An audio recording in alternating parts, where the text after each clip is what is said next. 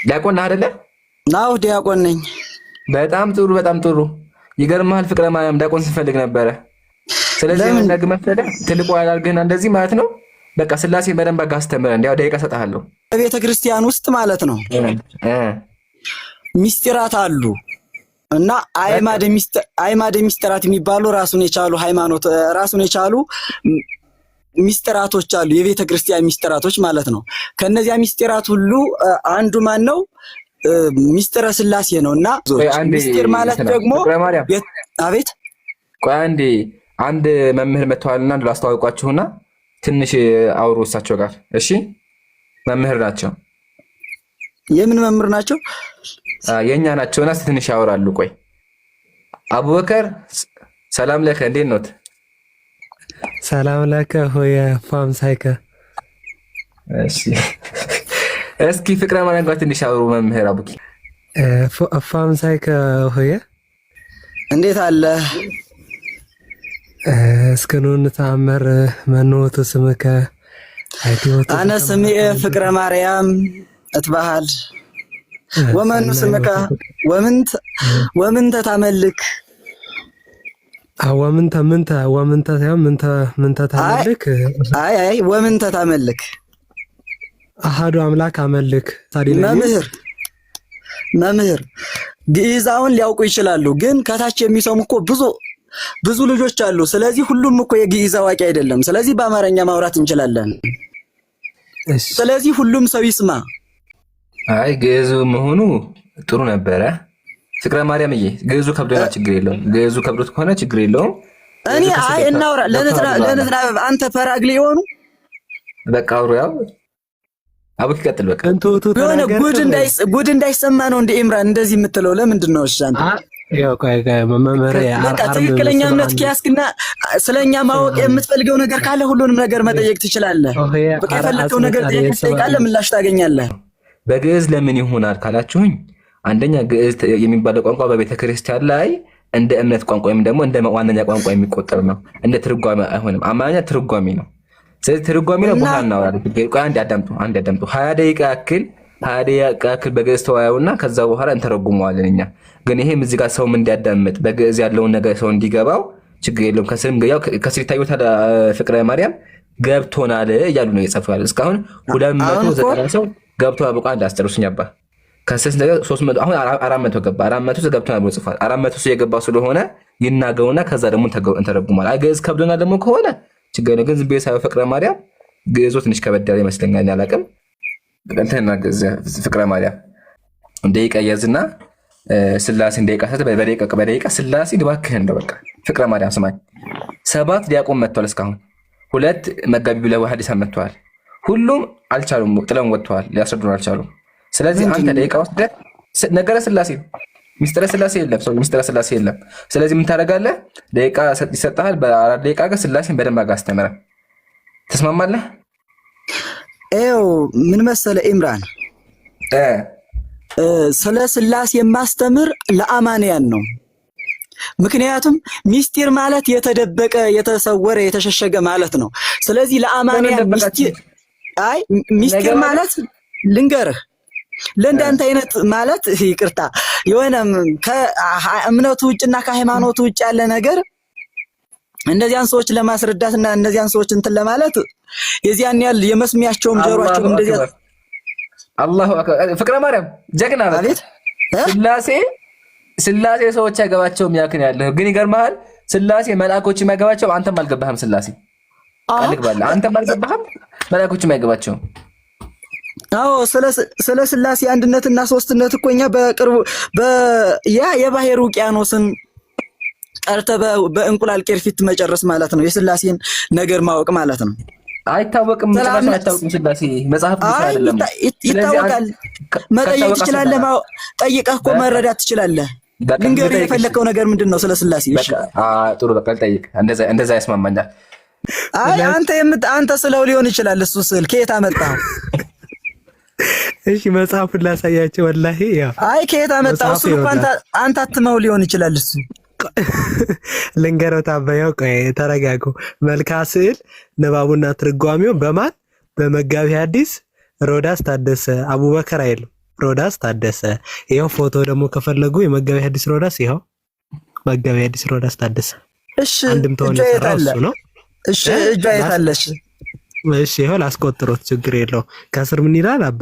ባለ 3 እጇ ስለ ማርያም አንድ የትኛው እሱ እጅ ነው እና ምንድነው አባ?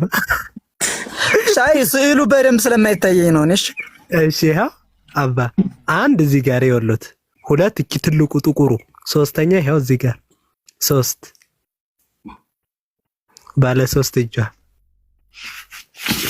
ይኸው ባለ 3 እጇ። እሺ የማርያምን መውደድ እሺ አባ ቆይ እዚህ ጋር አንድ ነገር አይ እሱኛውን ወደ ሌላ ሳይሆን እሱኛውን ተረዳ። 3 እጅ አብረው መሳል ጀመሩ ማለት ነው። ከዚያ ጊዜ ጀምሮ ታምሯ እንትን ሲባል ታሪካዊ ስዕል የሚቀቡ ሳሊያን በታችኛው ክፍል ላይ ያችን በምስጋና የተበረከተችውን 3ኛ እጅ አብረው መሳል ጀመሩ።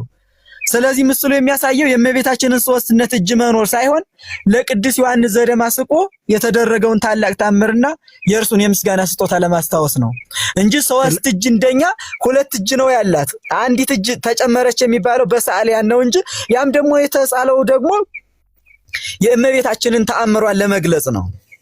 እሺ አሁን አይተውና አባ ቅድም ግን ስጠይቆት አይነህን ተወልወለው ጥረገው ምናምን እያሉኝ ነበረ። እና ተወልወለው አሁንም ምክንያቱም 3 እጅ የላትም። 3 እጅ የተባለው 2 እጅ ነው ያላት። 3 የተሳለው አድርገው ነው አዳምጠኝ። የ3ኛው እጅ ታሪክ የመነጨው ከእመቤታችን ተፈጥሮ ጋር የተያያዘ አይደለም፣ ተአምሩን ከታምር ጋር የተያያዘ እንጂ።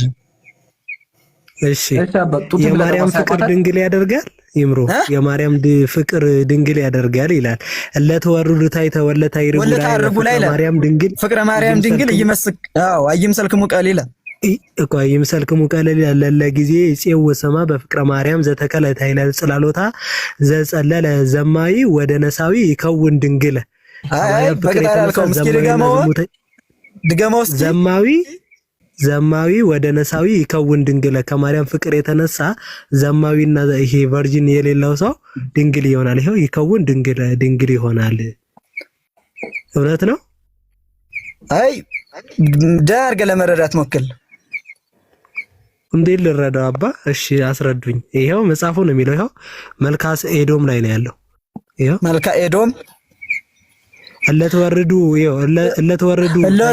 ታይተወ ወደ ፍቅረ ማርያም ንግል ይሰልክሙ ቀሊል የማርያም ፍቅር ቀላል አይደለም። ለለ ጊዜ ጽው ሰማ በፍቅረ ማርያም ዘተከለተ ያለ ጽወተ ዘጸለለ ዘማዊ ወደ ነሳዊ ከወን ድንግል። እሺ አዳምጠኝ። እሺ አዳምጠኝ። እሱ አሁን የማርያም ፍቅር ድንግል ያደርጋል አዎ የሚለው አበባል ጥልቅ የሆነና መንፈሳዊ ሚስጥር ትርጉም አለው ይሄ እና ነገሩን ደግሞ ይበልጥ ግልጽ ለማድረግ የሆነ በምሳሌ አድርጌ ላስረዳ። የልብና የሐሳብ ድንግልና አለ ወይም ንጽህና። የአበባል በቀጥታ የሚመለከተው ወይም የስጋን ድንግልና ሳይሆን የነፍስን የልብንና የሐሳብን ንጽህና ነው ድንግልና የሚባለው እንጂ ይሄ ቨርጅን የሆነ አለ አይደለ በግልጽ የሚታይ ቨርጅን አለ እንደሱ አይነቱን ሳይሆን የልብና የሐሳብ ድንግልናን ነው ወይም ንጽህናን ነው። የአበባል ደግሞ በቀጥታ የሚመለከተው የስጋ ድንግልና ሳይሆን የነፍስን የልብን የሐሳብ ንጽህና ነው እና በማይሌትና በቅዳሴ ላይ የሚዘመረው የቅዱስ ኤፍሬም የሮቡ ቅዳሴ ማርያም እንዲህ ይላል። አሁን ድንግል ሆይ በስጋ አቤት አዳምጡኛ። እሺ እንደዛ ከሆነ የመንፈሳዊ ዝሙትና አለ እንዴ? የመንፈሳዊ ዝሙት አዎ በሐሳብ ዝሙት ትዘሙታለህ። በሐሳብ ዝሙት ትዘሙታለህ። እሱማ አለ በተግባር እኛ አለ እሱ አለ መንፈሰ ዘማዊ አለ መንፈሰ ዘማዊ አዎ አለ አዎ አንዳንድ አለ መንፈሰ ዘማዊ በመንፈስህ ወይም በእንትን እኮ ትዘሙታለህ። ስለዚህ መንፈሰ ዘማዊ በማርያም ከመ ድንግል ይሆናል። አዎ የስጋ ድንግልና ሳይሆን የልብና የሐሳብን ንጽህናን እንትን ይልሃል። እንግዲህ ካሉሽ አይው አዳምጠኝ። የአንድ ሰው ልብ በእመቤታችን ፍቅርና በልጇ በኢየሱስ ክርስቶስ ፍቅር ሲሞላ ልቡ ከክፉ ሐሳብ ወይም ከቂም ከበቀል ከዝሙትና ከዓለም ምኞት ይነጻል ማለት ነው። ያኔ ያ ሰው በውስጡ ማንነቱ ወይም በነፍሱ ድንግል ንጹህ የተቀደሰ ይሆናል ማለት ነው። አንዳንዴ እኔም ስለእናንተ አሁን ምንም ነገር እየጠየኳችሁ አይደለም፣ ማልጠይቃችሁ ሆን ብዬ ነው። ጠይቁ ግን አንዴ ቆይ እዚህ ጋር አሁን በቃ ይሄኛው በቃ እንለፉት በቃ። አይ እኔ ስለ ራሴ ስለ ሃይማኖቴ ምርጥ አድርጌ አስረዳችኋለሁ። እቺ ብቻ ይሄን ሰይድ ያውቁታል። ምንድነው ይሄ? ዝም ብለው ምን ይመስሉታል? ዝም ብለው ሳይዩት አይ እኔ በእንትን አድርጌ ነው በአጥቤ ነው እስኪ ቆይ ልይ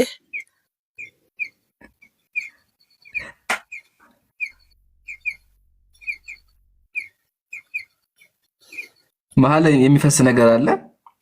ሰውዬው ደግሞ እጁ ዘርግቶ እንትን ይላል። ከላይ ደግሞ ልጅ አቀፈች ልጅ አለች። ማናት? ምን እየተከናወነ ነው? ምን ይመስሎታል? ነው በቅዱሳን መጻሕፍት ላይ እኔ አላየሁትኝም። አረ አለ ላሳየሁት። አይ መጽሐፍ ቅዱስ ላይ ያለ ነገር ካለ ንገረኝ። ማለት እሱን ስዕል ማንሳለው የእናንተ ማለት አንዱ እንትን እኮ ስዕሎት ሊሆን ይችላል። እኔ እሱ አረ ኢትዮጵያ አባይ ምንድነው የሚል እሺ፣ ምንድነው የሚያደርገው? እንደዚህ ይላል። ከዕለታት በአንዳቸው ቀን እንዳስለመደ ለስም አጠራር ስግደት ይሁንና ከእመቤታችን ስዕል ፊት ሲጸልይ በፍቅሯ ጣም ሕሊናው ተመሰጠ። ወደ እርሷም ሮጠ፣ አቀፋትና በሃይማኖት የስዕሊቱን ጡት ጠባ። ከጡቶቿም ጣዕሙ ድንቅ የሆነ ወተት ፈለቀለት ይላል። ጻድቁ ታላቁ የቤተክርስቲያን አባት ቅዱስ አባ ጊዮርጊስ ዘጋስጫ። አባ ጊዮርጊስ ዘጋስጫ እኮ ነው ወተቷን አባ ጊዮርጊስ ነው። አዎ እሱን ከየት አገኘው? መጽሐፋቸው ገለ ቅዱስ አባ ጊዮርጊስ ዘጋስጫ ምዕራፍ 26 ላይ ምዕራፍ 26 አይ ላውጣው እስኪ አውጡት። የተሳሳተ ሊሆን ይችላል። ኧረ አውጡት አለ። ኢቭን በመጽሐፍን ከፈለጉ እንግዲህ በመጽሐፍን ከፈለጉ አሉ። አውጡት ከፈለጉ እርሱ። እሺ ለማያት ይምሮ ይሄ ጥቁሯ እመቤት ደግሞ የጥቁሯ እመቤት የአምላክ እናት ስዕል ይሄ ጥቁሯችን ናት። አንተ ምንድን ነው ጠቆም ነጫት እንዴ? ነጭ እኮ ነው የሚመስለው። ምንድን ነው ጨክኖ አላጠቆሯትም? ምንድን ነው? አዎ እሷ በስጋዋም በነፍሷም ንጹህ ስለሆነች ማንም ሰው ሊያጠቁራት ቢፈልግ ልትጠቁራት አትችልም። ኧረ ወይኔ ጉድ! ስለዚህ ጥቁሮቹ የጠቆር ነው እንትን ነው ማለት ነው። አያቸዋል የፈረንጅ አንተ ራስህ የተገነጣጠረ አምላክ ታመልኪል እንዴ? ምራን ተው እንጂ ወደ ስድብ አይጎ እንጂ ፍቅረማ አይ እናንተም እኮ የተሳደብክ ነው። ልንገርህ ስለ ነቀፌታ ቆይ ሚውት አድርጉ። እሱ እኮ ጥቁር አንድ ሰው ጥቁር የሆነ እሷ ጥቁር ሆነች ንጹህ ናት አሉ። ስለዚህ ጥቁር መቆሸሽ ከሆነ ኢትዮጵያዎች ቆሻሾች ማለት ነው። አሁን ጥቁር ነኝ ጥቁር ከሆንኩ ቆሻሻ ነኝ ማለት ነው። ለወጡ ስብሐት አይሳደቡ ደግሞ የተጋጠመ ይችላሉ። እንዴ ምንድን ነው እዚህ ጋር ራሱ እኮ ምንድን የተጋጠመ አይደለም። ይሄ ራሱን የቻለ ይሄ ራሱን የቻለ እኮ ነው። ጥቁሮችን ይሳደባሉ እንዴ? እሺ ምን ተሻለ ፍቅረ ማርያም?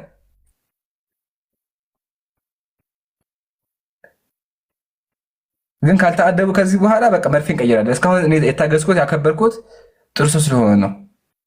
ስሜታዊ የሆነ አይቆጡ። አይ እኔ እኮ ማለት እናንተ እኮ ብዙ ነገር እየተናገራችሁ እያለ ስለ እናንተ እኮ የሆነ ነገር እያልኳችሁ አይደለም። እኛ ምን ብለን ተናገርን? ይኸው አሁን አንተ ስለ አላህ የሆነ ነገር ብልብህ ስለ አላህ እኔ ምን አልኩኝ? ቆይ ይኸው ስለ አላህ የሆነ ነገር ብለህ አንታውን ቆይ ስለ አላህ አይደለም ከአላህ በፊት እኔ ምን አልኩኝ? መጀመሪያ ያልኩት ነገር እስኪ ምን ብያለሁ? ይኸው ማለት መሳለቅ የለብህም። ምን ማለት ምን እየተሳለቅኩ ምን ብዬ ተሳለቅኩሽ? ንገሩኝ። ምን ብዬ ተሳለቅኩ? የለም ወላሂ ስድብ ብቻ። አይ እኔ አልሳደብም። የስድብና በቃ አውጡ ማስረጃ። ከዚህ በኋላ አልታገሱ። ማስረጃ አውጡ በቃ። ቅዱስ አባ ጊዮርጊስ ዘጋስጫ የማርያምን ጡት ጠብቷል። እሱን ነገር አስረዱኝ። መጽሐፉን ከፍተው ሂዱ። መጽሐፉን ክፈቱ። የማርያምን ጡት ጠባ። እሱ ምን መሰለህ? እሺ እናንተ ማለት ነው የሆነ ማለት እንደዚህ አይነቱን ነገር አሁን የሆነ ሚስጢር ያለባቸው ነገሮች ናቸው እናንተን እያደናገራችሁ ያለ ማለት ነው። እንዴ ጠባኮ ነው የሚለው ሲጠባኮ ራሱ አለ። ያው እንደዚህ እኮ አለ። እሺ አዳምጠኝ በቃሽ። በቃ እንዳጠቃላይ ተንተነው መጀመሪያ መጽሐፉን አውጡ። መጀመሪያ መጽሐፉን አውጡ። መጽሐፉን አውጡ። መጽሐፉ እኮ ከእሱ ጋር ነው ያለ እና እሱ ጋር እሱን የደረሰው አዳምጠኝ እንጂ አባ ጊዮርጊስ ዘጋስጫ መጽሐፉን የደረሰው ማን ነው? ደራሲ ነው አይደለ? ደራሲ ወይም ሊቃውንት ነው የደረሰው አይደል መጽሐፉ። እና ስለዚህ በሊቃውንቶች ደግሞ በቤተክርስቲያን አበባል በቤተክርስቲያን ትምህርት ደግሞ ራሱን የቻለ ትርጉም አለው የሱ እና ትርጉሙን ደግሞ ለመስማት እሺ ትርጉሙን ልንገርህ ከማስረጃ አባ ጊዮርጊስ ዘጋስጫ መጀመሪያ ላይ ትምህርት አንብበው አንዴ ወይ ላንብበው። በፍቅርም ተቀበለችው የተባረከ ሚስጥርን የሚናገር ወተትም ከጡቷ አጠባችሁ ይላል። እና እሱ በልማድ ነው ወንድሜ፣ አጠባችሁ እኮ ይላል። አዳምጠኝ። አሁን በሉ እንዳለው ነው እንደቀደሙ። በዚህ የተነሳ ወደ እግዚአብሔር ወደ እመቤታችን ቅድስት ድንግል ማርያም አጥብቆ ይኸው ታሪኩን ልንገርህ። አባ ጊዮርጊስ ዘጋስጫ መጀመሪያ ላይ ትምህርት ጨርሶ የማይገባውና የማይያዘው ተማሪ ነበር ማለት ነው። እና በሰነበተበት የቤጌ ምድር ሐይቅ እስጢፋኖስ የሚባል ገዳም አለ ውስጥ በትምህርት ማነስ ምክንያት ይናቅና ይቸግር ነበር። በዚህም የተነሳ ወደ እግዚአብሔር ወደ እመቤታችን ቅድስት ድንግል ማርያም አጥብቆ የሚጸልይ ነበር እና በትውፊቱ መሰረት እመቤታችን ተገልጻለት የጥበብ ወተት ወይም የመለኮት ዕውቀትና የትርጓሜ ሚስጥር መገለጫ ይሆናል። አይልም አባ አልተማሩትም መጽሐፍ እንኳን አይልም ቻጂቢቲ ላላላ አይልም እንደዛ። ኧረ በእናትህ ኢምራን ምንድነው እንደዚህ የምትለው? ወላሂ እንደዛ አይልም። ወላሂ እንደዛ አይልም። መንፈሳዊ ምሳሌና ትርጉም አለው። አይልም አንብቦት እንደዛ አይልም። አንተ የታውቀው ነው። እሺ ወይ አንተ እኮ እኔ የምነግርህን ነገር አስማኝ አሉ አጩሁ መጽሐፉን ይዤዋለሁ አባ መጽሐፉን አንብቦት እንደዚህ ይላል። ከዕለታት በአንድ ቀን ቆይ ላንብበው ከዕለታት በአንድ ቀን አንብበው እባክዎትን መጽሐፉን እንደሚታርጉ አይልም እንደዛ። ለምን ይዋሻል? ያው በአንዳቸው እንዳስለመደው ለስም አጠራሩ ምስጋና ስግደት ይሁንና ከእመቤታችን ስዕል ፊት ሲጸልይ በፍቅሯ ጣዕም ህልው ተመሰጠ። አፈቀራት ማርያምን ወደ እሱ አሮጠ አቀፋትና በሃይማኖት የስዕሉን ጡት ጠባ። ከጡቶቿም ጣዕሙ ድንቅ የሆነ ልዩ ወተትን መነጨችለት ይላል። አጠባችሁ ኢየሱስ እንትናኔ አባ ጊዮርጊስ ዘጋስጫ አጠባችሁ እየጸለየ ሳለ አፍቅሯት ማለት ነው። ይሄን የሚለው እንጂ እሱ እንዳውት የሚል የለም።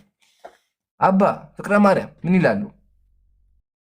አንተ አቡኪ ምንድን የከፈክብን ነው ቢላ ምን እያደረጉ ነው? ጣፋጭ መሳም ይባላል። ይሄ ደግሞ ይሄው የጣፋጭ መሳም ስዕል በአቶስ ተራራ ይሄው ስትሰማ ኢየሱስ ነው ማለት ነው።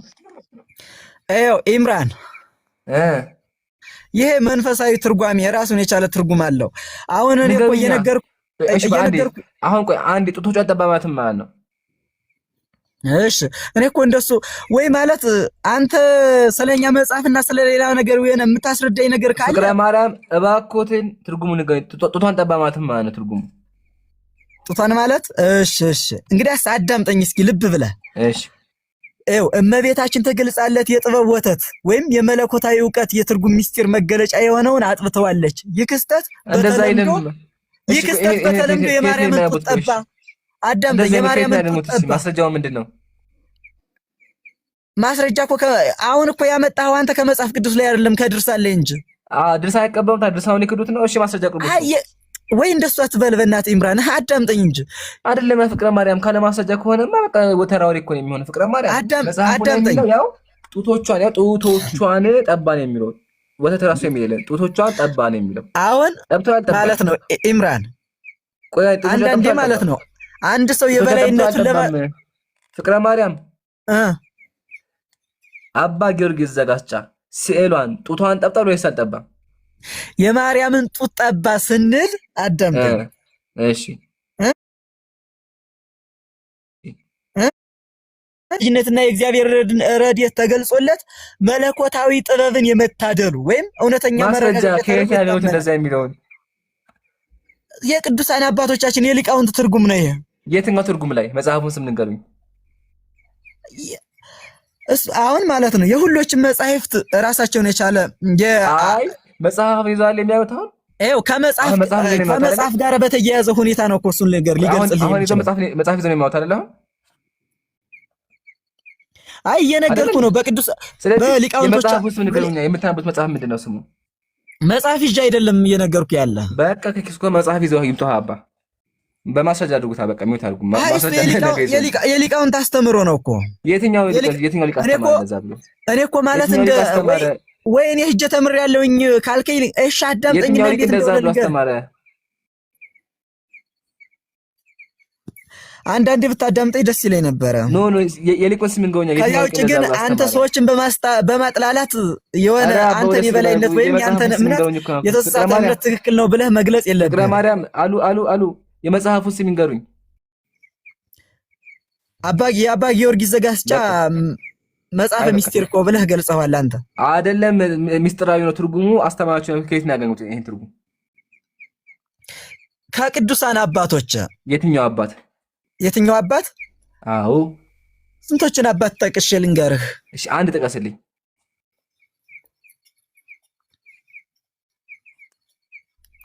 በቅዱሳን ሐዋርያት፣ ነቢያት፣ ጻድቃን፣ ሰማዕታት በዚህ ትርጉም ተስማምተውበት እስከዚህ ድረስ የወረደ ትምህርት ነው። እስቲ አንድ እንግዲህ ምሳሌ ማን አንድ ብቻ ተማሩ። በቃ ፍቅረ ማርያም ድጋሚ ራስህ እኮ የሆነ የምታምነውና የምትረዳው ነገር ነው። አይ ፍቅረ ማርያም ተምረው ይምጡ። እሺ ተምረው ይምጡ። በቃ ነገ ይምጡ። ነገ ተምረው ይምጡ። እናመሰግናለን። መልካም ምሽት ይሁንልዎት። እሺ ኢምራን አንድ ነገር ልንገርህ።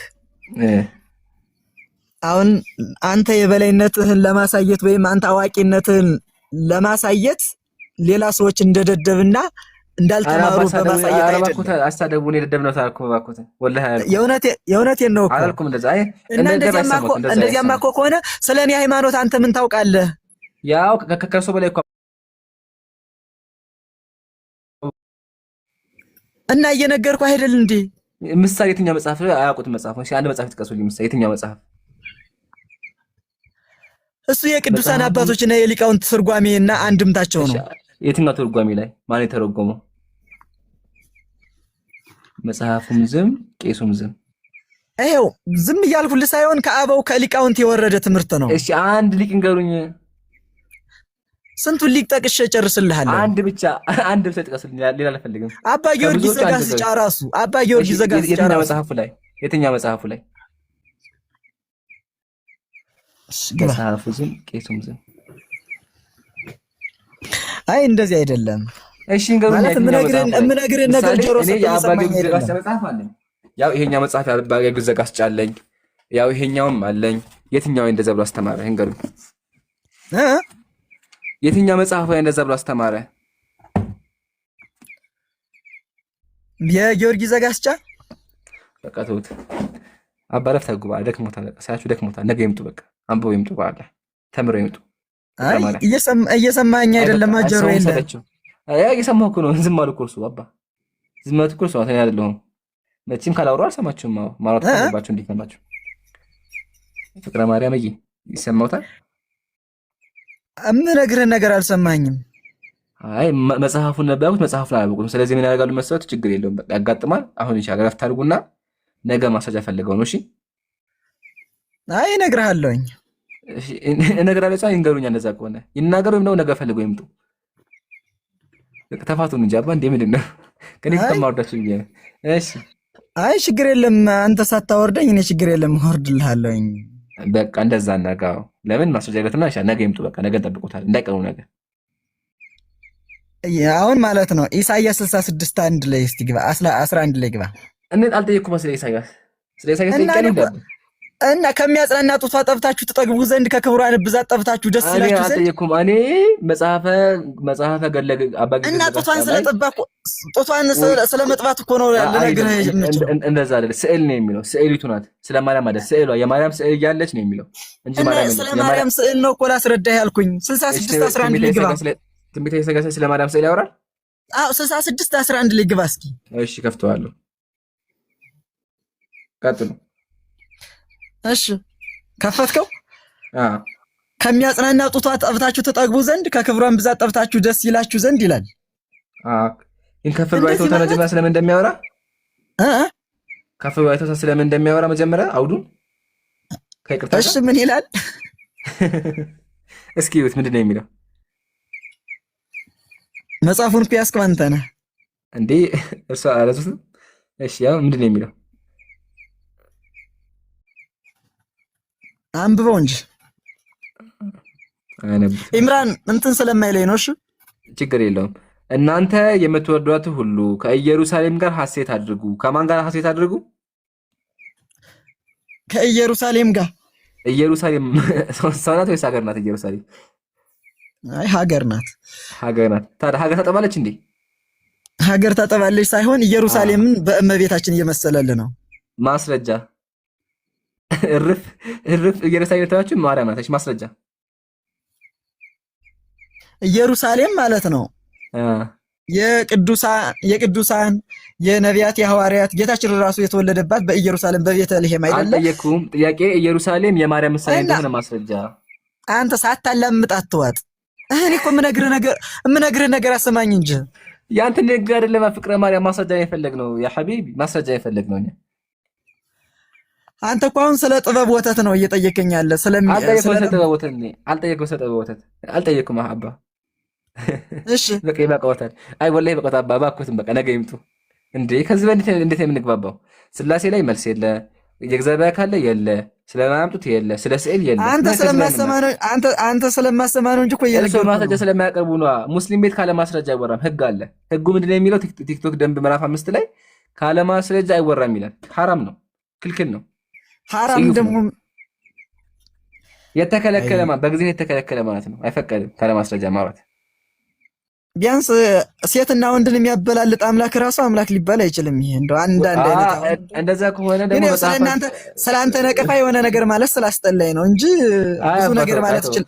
ብዙ ነገር ማለት ይችል ነበር። አባስ አደረቀ በበስ ተከብሮ ይወዱ አለ። አይ እኔ አልሰድብህም፣ ችግር የለም። ተከብሮ ይዱና ምክንያቱም የኛ አምላክ ስድብንና አመፅን አይናገርም። ያንተ ነው እንጂ ያንተ አምላክ ስድብን ያስተምራል። እሺ የት ላይ ያስተማረ ማስረጃ? ስድብን ይሰብካል።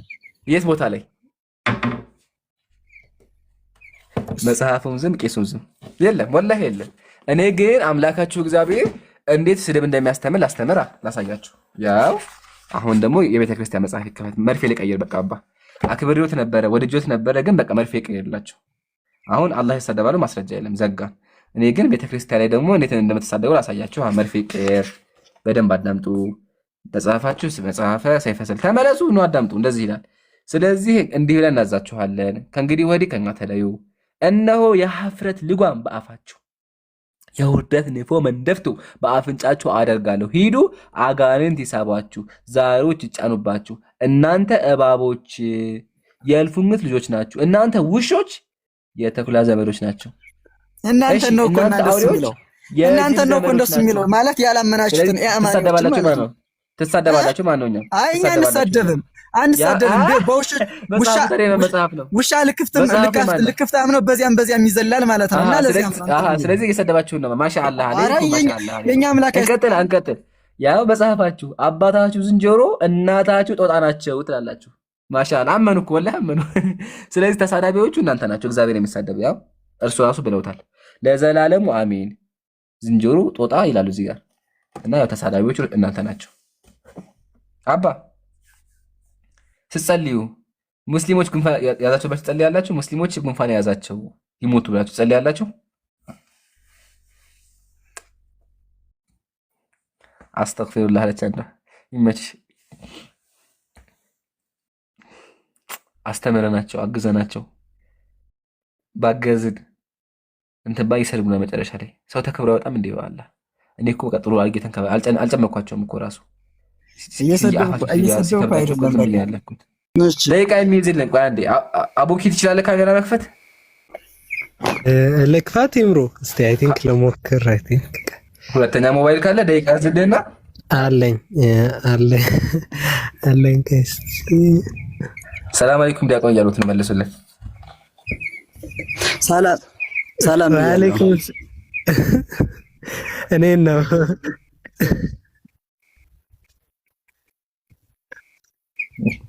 አለይኩም ሰላም ኡስታዝ እንዴት ነው?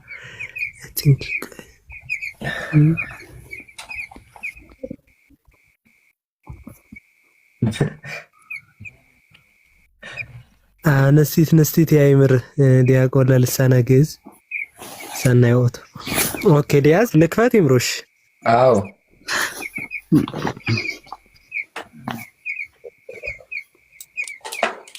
እንዳለገለጥሽ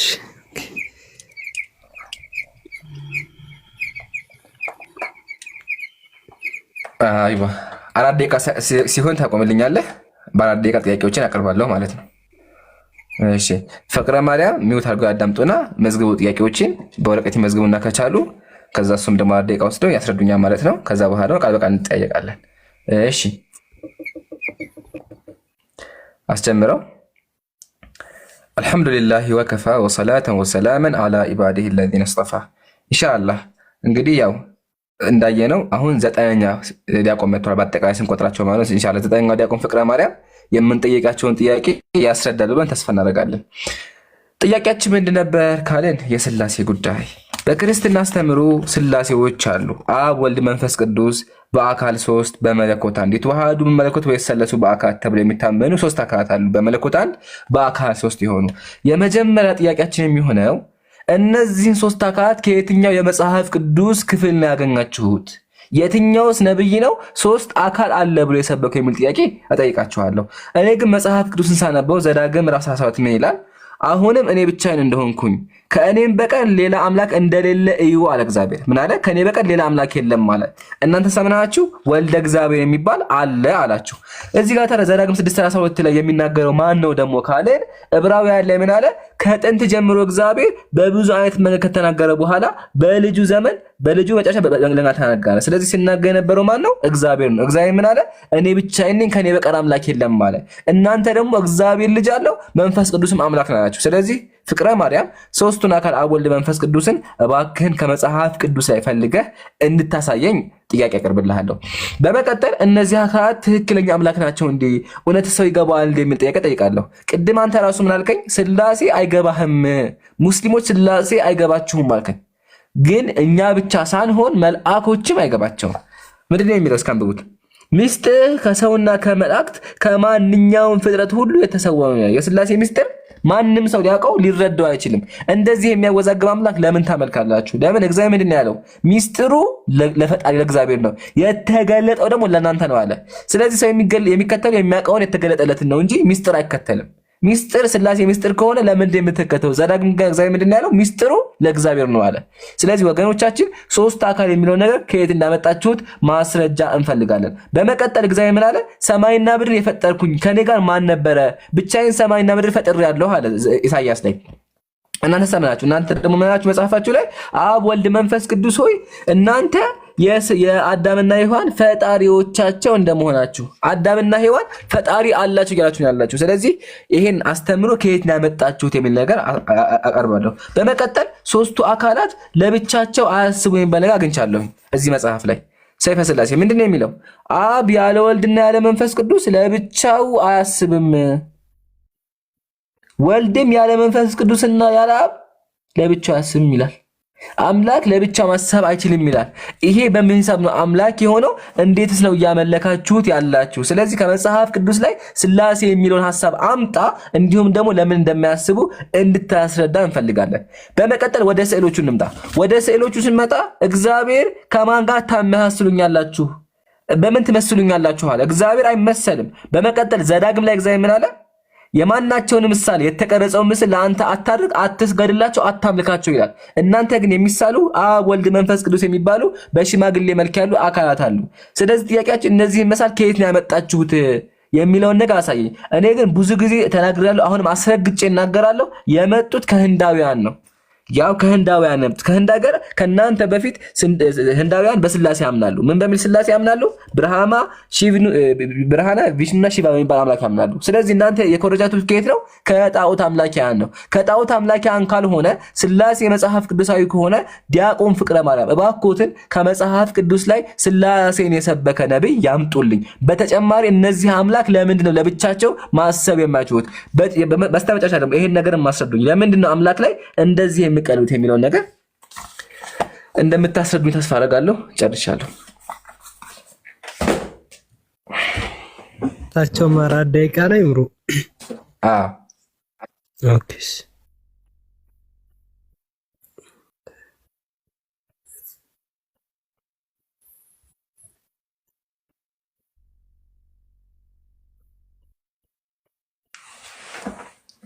ዲያቆን ፍቅረ ማርያም አሉ? እያወሩ ከሆነ አይሰማም። እሺ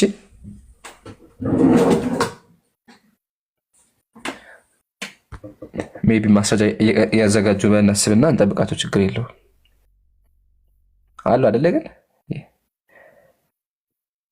አለው ከሆያ ይቅርታ ሚውት አላረኩትም ነበር። ኧረ ሚውት አይደለም። ተመለሱ ፍቅረ ማርያም ከወጡ አይሰማም። ይኸው ሚውት ስለተደረኩኝ ነው እንጂ እንትን አይደለም። እኔ ለማውጣት ፈልጌ አይደለም። ይመለሱ። ከወጡ አይሰማም። እሺ አሁንስ አይሰማችሁም? አሁን ይሰማል። ቀጥሉ። እሺ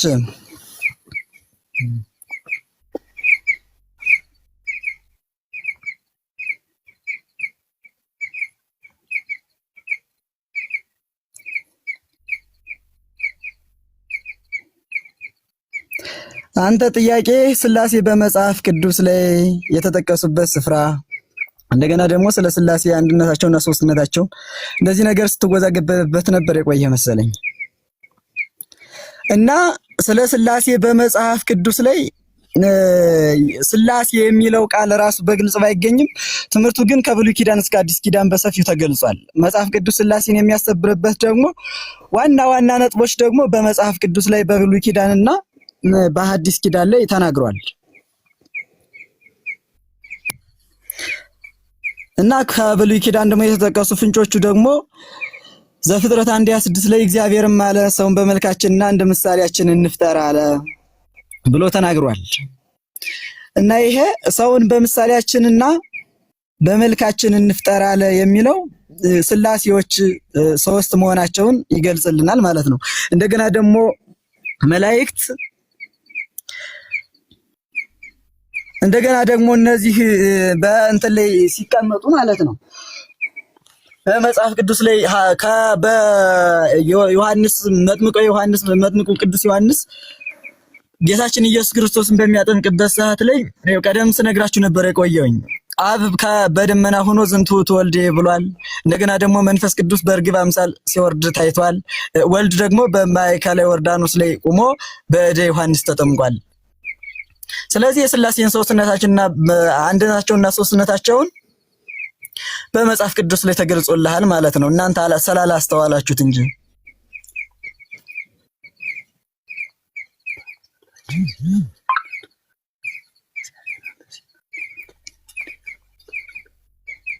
ግልጽ ነው አይደል?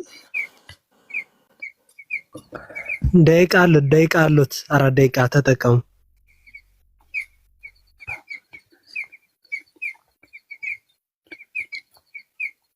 ነው እንዴ? እሺ እንግዲያስ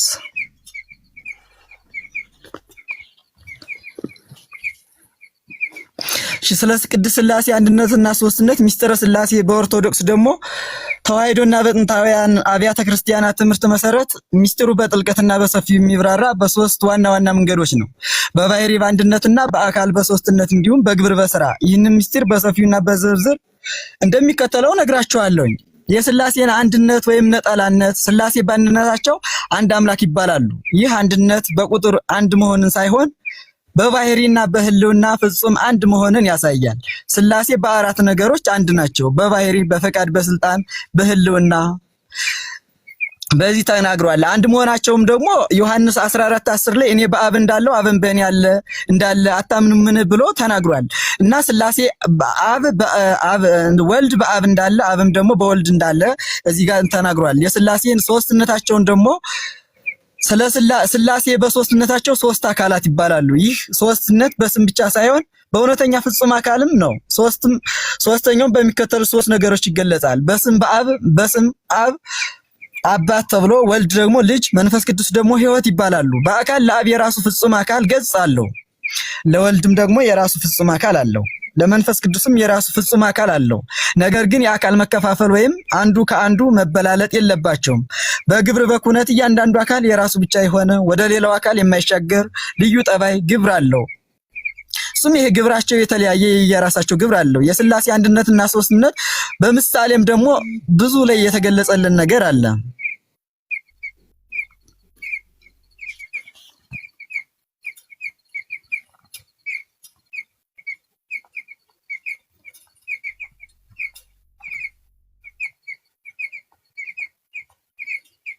ጨርሰሃል ይምሩ? አይ አልጨረስኩም። በቃ ጨርሳችኋል። አልጨረስኩም። 4 ደቂቃ አለቀ።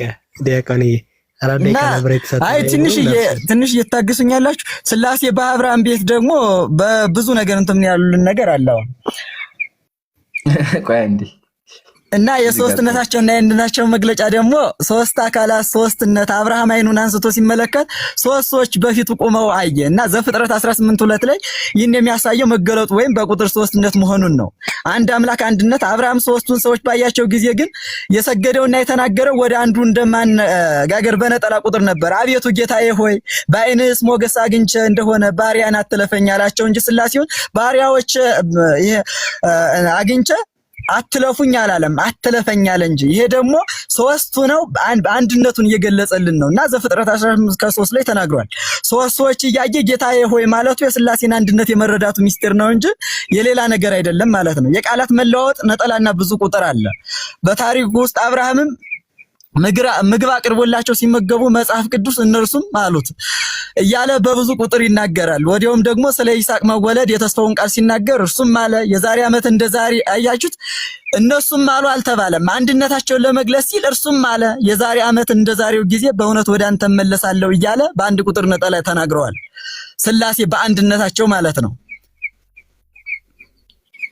እና ደግሞ አሁን ደግሞ ኢምራን ደግሞ ስጠይቀኝ የነበረ ደግሞ የሥላሴ ለምን ባሮጌዎች ነው ምናምን እንደዚህ ነገር ያልከኝ። ሰዓቱ አለቀ። ፍቅረ ማርያም በኋላ ደግሞ አባ በኋላ ይናገራሉ። እሺ ሚውት አድርጓት። ኧረ ሚውት ማድረግ አልችልም። አንተ አድርገውና በኋላ ራስ ታነሳዋለህ። አይ እሺ፣ በጣም አድርገን እናመሰግናለን። ደቂቃዬን ያስጀምርልኝ። ያው ፍቅረ ማርያም መጀመሪያ አመሰግኖታለሁ፣ ያቅሞ መክረዋል። ግን የሚያሳዝነው ነገር ምንም ማለት ማስረጃ የሚያሳምን ነገር አልመጣም፣ አልተገኘም። በራሴ ከስር ካገኛችሁ ጻፉልኝ ኮሜንት ላይ፣ ግን አላገኘሁም። መጀመሪያ ሥላሴ በመጽሐፍ ቅዱስ በብሉይ ኪዳን አለ ብለዋል። ይሄ ውሸት ነው። ገድለ ተክለ ሃይማኖት ምንድን ነው የሚለው? ሶስትነታቸው ሳይታወቅ አስቀድሞ የሥላሴ ሶስትነታቸው ወልድ ሰው እስከሆነበት ድረስ ጊዜ አይታወቅም። ቡም 4 ነጥብ። ስለዚህ ሥላሴ ብሉይ ኪዳን ላይ የለም፣ ነቢያትም አያውቁትም። መታሁትም ቤተክርስቲያን ራሱ አምናለች። ሁለተኛ ላይ እንፍጠር አለ ብለዋል። እሱም ደግሞ የተለየ ነገር የለውም። ብዙ ጊዜ መልሳ እንፍጠር ያለው ለመልአክ ነው። መልአኮችን እግዚአብሔር እንፍጠር አላቸው። በኋላ ግን ብቻውን ፈጠረ። ለዛ ነው መጽሐፍ ሙሉ ቢያነቡት እዛ መልስ እኮ አለ። እናንብበው እስኪ ሙሉ ምንድን ነው የሚለው? እግዚአብሔርም ሰውን በመልኩ ፈጠረ። ኢምራን እሱ ያንተ ትምህርትና ያንተ አስተምሮ ነው እንጂ የመጽሐፍ ቅዱስ አስተምሮ አይደለም። አቀርባለሁ፣ ማስረጃ አቀርባለሁ። አባ አይቆጡ፣ ማስረጃ አቀርባለሁ። ለመላክ እንደሆነ ማስረጃ አቀርባለሁ። አቆርጡም። እሺ፣ ማቋረጥ አይፈቀድም። ህግ አይጣሱ። እዚህ ጋር እንፍጠር አለ ይላል። እንፍጠራው ለማን ነው ካልን ለመልአኮች ነው። ማስረጃ መጽሐፈ ኩፋሌ ምዕራፍ 4 ቁጥር 4 መልአከ ገጹ እንደዚህ አለ። መልአኩ ምን አለ? እግዚአብሔር ለኛ እንዲህ አለን፣ አዳም ብቻውን ይሆን ዘንድ መልካም አይደለም፣ እንደ እርሱ ያለ ረዳት እንፍጠርለት አለን ይላል አምላካችን እግዚአብሔር ማለት። ስለዚህ እንፍጠር ያለው ለመልአኮቹ ነው። እንዲሁም ቸርች ፋዘሮች አይሁዳውያንም የሚረዱት ለሥላሴ እንደሆነ ነው። ምሳሌ ታርገም ጃታ ምንድነው የሚለው? and the lord said to the angel ለመልአኮች ምን አላቸው? whom Mr. before him በፊት ያሉት let us make man in our image በመልካችን እንፍጠር አላችሁ። ዋና ፖይንት ምንድነው? ቀጥሎ ምንድነው የሚለው? እግዚአብሔር ሰውን በመልኩ ፈጠረው አለ። ስለዚህ መፍጠሩን ሐሳብ ነገራቸው። በኋላም ደግሞ ብቻውን ፈጠረ። ለዛ እግዚአብሔር ፈጠረ የተባለው አባ እንጂ ይሄ ሥላሴ እንደሚያሳይ አንድ ማስረጃ ሊገልጹልኝ አይችሉም። አዲስ ኪዳን ላይ ደግሞ ቁማችሁ የትኛውን ሐዋርያ የትኛው ነብይ ነው ይሄ ቃል ሥላሴን ያስረዳል ያለው ያምጡ። እኛ ግን ለመልአክ እንደሆነ ከመጽሐፋቸው አሳይተናል። በመቀጠል ምን አሉ? ማቴዎስ ወንጌል ምዕራፍ 3 ላይ አብ ወልድ መንፈስ ቅዱስ አሉ ብለዋል። ኢየሱስ ሲጠመቅ መንፈስ ቅዱስ አለ፣ አባት አለ። ጥያቄያችን ኢየሱስ የሚባለው ሰው እንዳለ እኮ እናውቃለን። ግን ጥያቄያችን ኢየሱስ የሚባለው ሰው ወፋም የመጣው ወፍ ማለት ነው። እንዲሁም እግዚአብሔር አብ አምላክ እንደሆነ አሳይ ነው። አብ አምላክ እንደሆነ አለ፣ መንፈስ ቅዱስ አምላክ እንደሆነ የለም፣ ኢየሱስ አምላክ እንደሆነ የለም። ኢየሱስ ሰው ነው። ግን እዚህ ጋር ሥላሴን ያሳያል ካሉ አጥማቂውም እኮ አለ። አባ ኢየሱስ አለ፣ ወፍ አለ፣ አምላክ አለ። ግን አጥማቂውም እኮ አለ። ሚውታል አቋርጡኝ። መቋረጥ አይፈቀድም። አባ እባክዎትን አቋርጡ። አራተኛ ደግሞ ሰው ይዋል። ለምን አንተ ብቻ ተናጋሪ ሆንካ? በደቂቃ ነው ረሱት እንዴ? በደቂቃ ነው እኮ አላቋረጥኩም። በደቂቃ ነው ይመዝግቡ። በስክሪፕቶ እኮ መዝግቤ ነው ያወሩትን። መዝግቡ። እሱም ጠይቀን እኮ እናንተ መሄድ እንችላለን። እሱን ነገር ያስረዳው በኋላ እንጠያየቃለን። አባ እባክዎትን አቋርጡ። በኋላ እንጠያየቃለን። አንተ እንደፈለገ መናገር አለ ሊዋይ አንተ መፈለከው ታናገር እኮ አባ እማትመልሰው ነገር ካለ ቆይ በኋላ አሁን የደቂቃ ሰዓት አለ። በደቂቃ እንወያያለን። እባክዎትን አሁን ቃል በቃል ነው። አቋርጡ። ሚውት አንሱ። እሺ እባክዎትን አይረብሹኝ። እሺ ይሄን በሙሉ መተናል። ስለዚህ ሥላሴን አላሳዩም።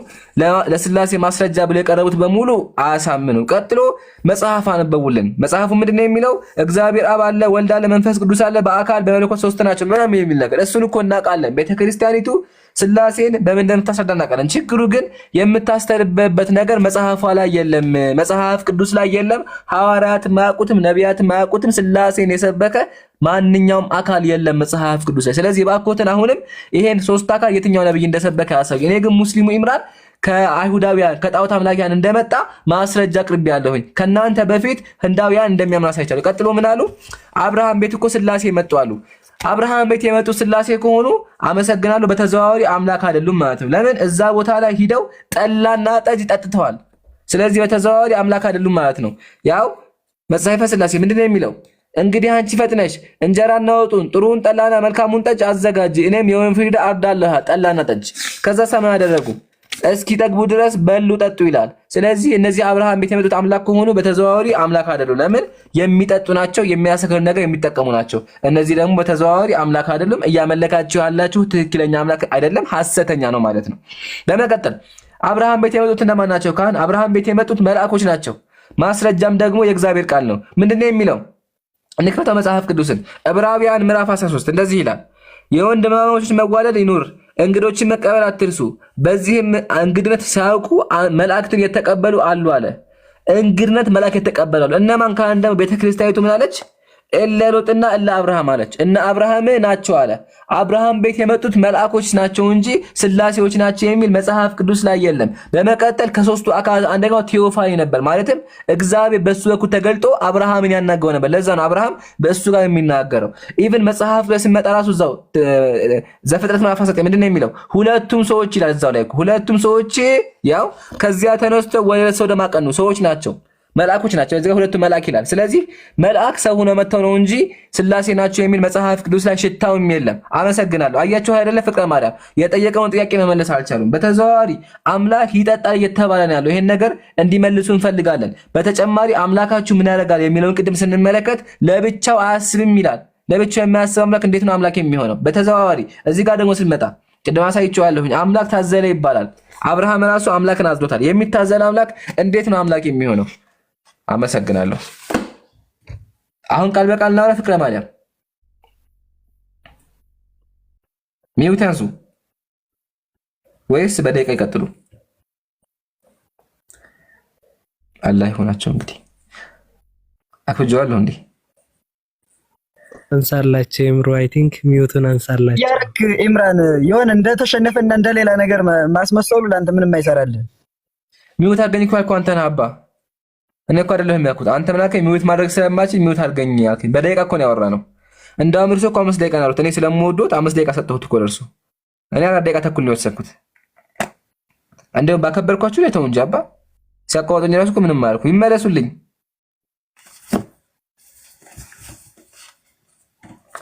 ያ አላህ ባላከብዶ ይሻል ነበር። ይመለሱ አባ ይመለሱ። ወይም ደግሞ ሂደው አንብበው ይምጡ ኢንሻአላህ። አሉ? አዎ አለሁኝ።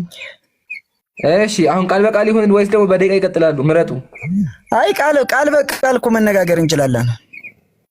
እሺ ቃል በቃል እንጀምር። ከዘፍጥረት ምዕራፍ 18 እንጀምር። ዘፍጥረት ምዕራፍ 18? አዎ እዛ ላይ የአብርሃሙ ስላሴ ማለት ነው። እሺ አብርሃም ቤት የመጡት ስላሴዎች ናቸው። አዎ ስላሴ ከሆኑ ጠላ ጠጡ ይላል። እውነት ጠላ ጠጥተዋል? ስላሴ ጠላ ጠጥተዋል ወይ? አዎ ይኸው ምን መሰለህ ኢምራን፣ ይህ ማለት ነው ይሁን እነሱ አሁን በመጽሐፍ ቅዱስ ላይ በፊታቸው ማኖረው እርሱም በዛፍ ስር በፊታቸው ቆሞ ነበር፣ እነርሱም በሉ ይላል ዘፍጥረት 18-8 ላይ። እስኪ ጠግቡ በሉ። አዎ ይሁን እንጂ ይህ መብላት ምን ማለት እንደሆነ የቤተ ክርስቲያን ሊቃውንት በብዙ ነገር ያብራሩታል። አንደኛ የሚስጥረ ስጋዌን ወይም የነገረ ማዳንን ምሳሌ ነው። የስላሴ መብላት እንደኛ ፍጡራን ተርበው ለስጋቸው ምግብ አስፈልጓቸው ወይም ለህሉናቸው ፈልገውት አይደለም። አስፈልጋቸው ዋናው በልተዋል አባ። አሁን አስፈልጓቸው ወይስ አስፈልጋቸውም ሳይሆን ጠላና ጠጅ ጠጥተዋል። ወፍራም ዳቦና እርጎና ማር በልተዋል። እንጀራ በወጥ ያው እንጀራና ወጡን እንጀራ በወጥና ጠላና ጠጅ በልተዋል እስኪ ጠግቡ ድረስ። ያው ቀርቶ አቀረበላቸው እስኪ ጠግቡ ድረስ በሉ ይላል። ስለዚህ ጥያቄ አምላክ እግዚአብሔር ስላሴ ጠላና ጠጅ ጠጥተዋል? አዎ የበሉና የጠጡ መስለው ታይተውታል።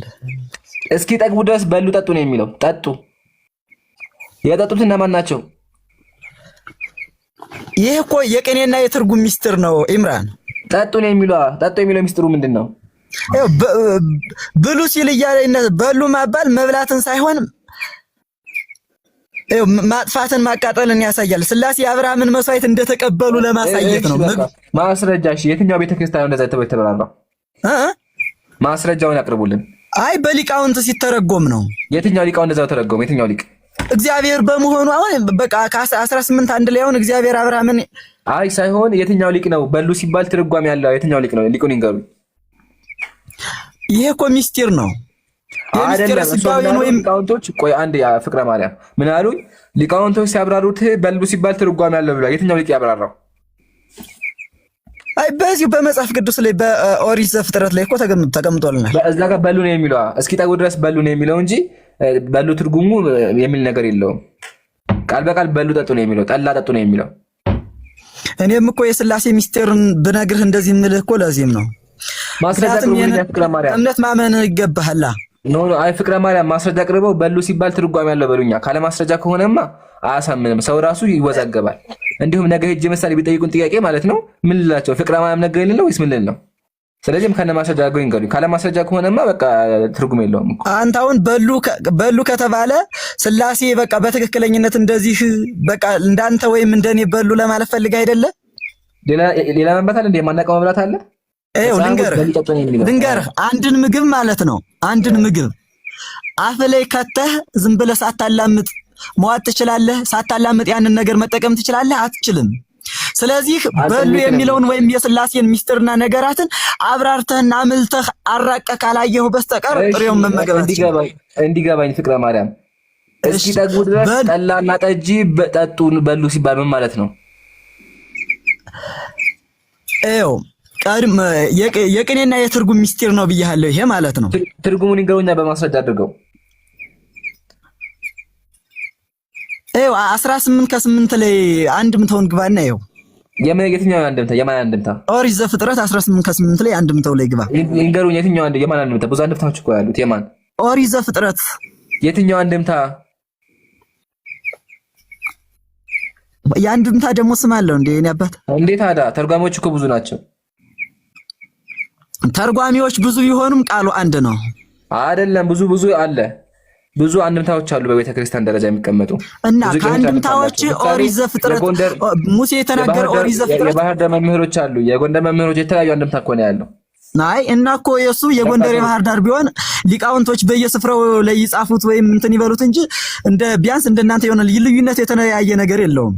አሳይቶ ያስረዱና አባ እንደዛ ከሆነ እኮ አሳይቶ ገልጠው ማስረዳት እኮ ነው እንጂ አሁን አላሳዩኝም። መጀመሪያ ላይም ስገባልህ እኮ ለምጠይቀኝ ነገር ልመልስልህ እችላለሁኝ። በስልክ ብቻ ላይ ይዤ እየተጠቀምኩኝ ስለሆነ ላሳይህ አልችልም። ስለዚህ ግባና ግለጽ እያልኩ በቃ አይ መጽሐፉ ስለሌለ እርሶ ምን ያደርጋሉ? ነገ መጽሐፉን አዘጋጅቶ ይምጡ። የቤት ስራ ነው ነገ። የቤት ስራ ስለሆነ አጥንታዎች ይብሻል። እሺ ደግሞ እንዴት እንደሆነ ልንገርህ እንትኑን ማለት ነው። አሁን ደግሞ ወደ ዘፍጥረት እንሂድና ዘፍጥረት ላይ የመጡት እነማን ናቸው? ዘፍጥረት ምዕራፍ 18 ላይ ስላሴ ነው ወደ አብርሃም ቤት የመጣው። ወደ አብርሃም ቤት የመጣው ስላሴ ነው። ስላሴዎች ናቸው ወደ አብርሃም ቤት የመጡት። መጽሐፈ ኩፋሌ ምዕራፍ 12 ሳነብ መላኮች ናቸው ይላል። ምን ይላሉ? ኧረ የት ነው ያለው? መጽሐፍ ቅዱስ መጽሐፈ ኩፋሌ ምዕራፍ 12 መጽሐፈ ኩፋሌ። አዎ መጽሐፈ ኩፋሌ ላይ። እሺ መጽሐፈ ኩፋሌ ስንት ላይ ነው? ምዕራፍ 12 ቁጥር 49 ላይ። ይሄን አልተማሩትም እንዴ? አለ እኮ እዛ ላይ። ናይ ስለኔ መማር አለመማር ሳይሆን አንተ መጠየቅ ያለብህ የምጠይቀው ነገር መጠየቅ ነው። ምዕራፍ ስንት ነው ያልከኝ? ምዕራፍ 12 ቁጥር 49 ላይ 12 ከ49 ማለት ነው። አዎ እዛ ላይ ያንተ የተሳሳተ መጽሐፍ ቅዱስ የሚይዘው ሊሆን ይችላል። ያንተ መጽሐፈ ኩፋሌ ይንታ የእርሷን ከፍተህ ያሳዩኛ። የመጡት አካላት እነማን ናቸው በሚለው አይደለም መጽሐፈ ኩፋሌ በግልጽ እንደሚናገረው መላእኮች ናቸው ይላል መጽሐፈ ኩፋሌ ላይ።